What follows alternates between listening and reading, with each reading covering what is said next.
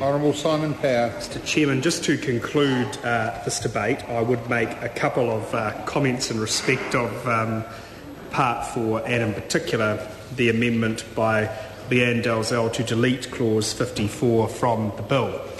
This was well signalled to the government and we were quite aware that this was the Labour Party's position. The National Party will oppose Ms Dalzell's amendment on the basis that we think it's important that the actual vote on the question of the electoral system that the New Zealand public chooses is between two systems that they have experienced and worked under. And that is essentially the difference between the two positions. But to say that the negotiations between all parties haven't been done in good faith is probably taking it a step too far. To be fair to all parties present in the committee stages since 3:15, I haven't seen any evidence of that. Everybody's done exactly what they said they were going to do. Each party has said that they will do exactly what they said they would do. And in fairness, that is what we are ultimately trying to achieve by Part 4 and these three pieces of legislation. So there may be aspects of Part 4 and of the rest of this bill and of the preceding two bills in committee that each individual party would rather have done another way. And I can assure members of the committee of the House that indeed we would have done some things differently, as I know other parties would have, listening to their contributions to the debates this afternoon.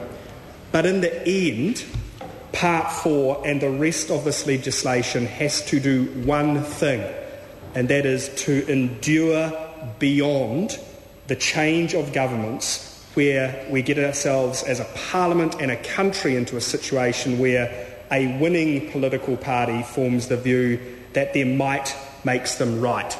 And the concluding point about the committee stages of this legislation is to ensure that there is at the very least a consistency of approach to how we conduct elections in New Zealand, whether it be an MMP referendum or, for that matter, electoral finance legislation.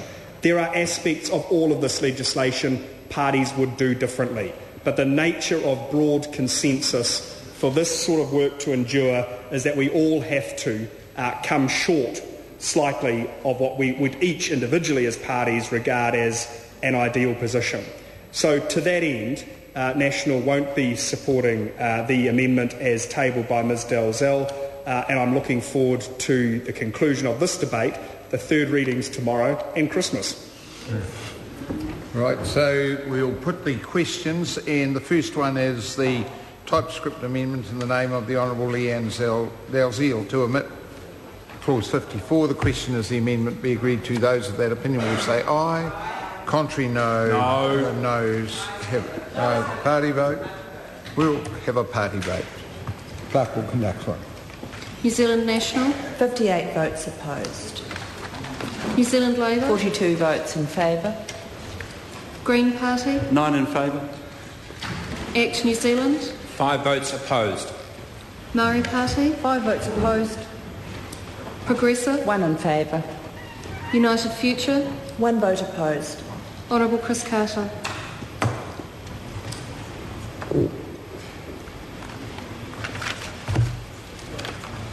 Ayes 52, noes 69. The amendment's not agreed to. The question is that Part 4 stand part. Those of that opinion will say aye. Aye. Contrary, no.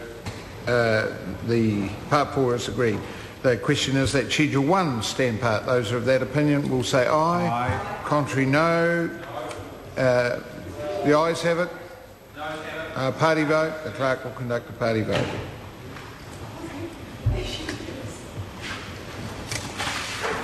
New Zealand National? 58 votes in favour. New Zealand Labour? 42 votes in favour. Green Party? 9 in favour. Act New Zealand? 5 votes opposed. Maori Party? 5 votes in favour. Progressive? 1 in favour. United Future? 1 vote in favour. Honourable Chris Carter.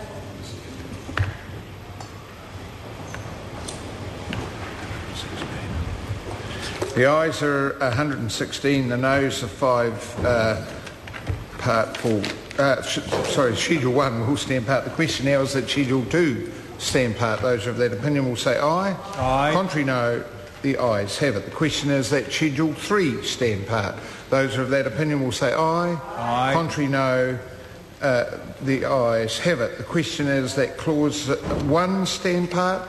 Those of that opinion will say aye. Aye. Contrary, no. The ayes have it. Clause 1 will stand part. The question now is that Clause 2 stand part.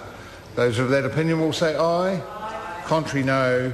The ayes have it. Clause 2 will stand part. I will report this bill without amendment. We can go.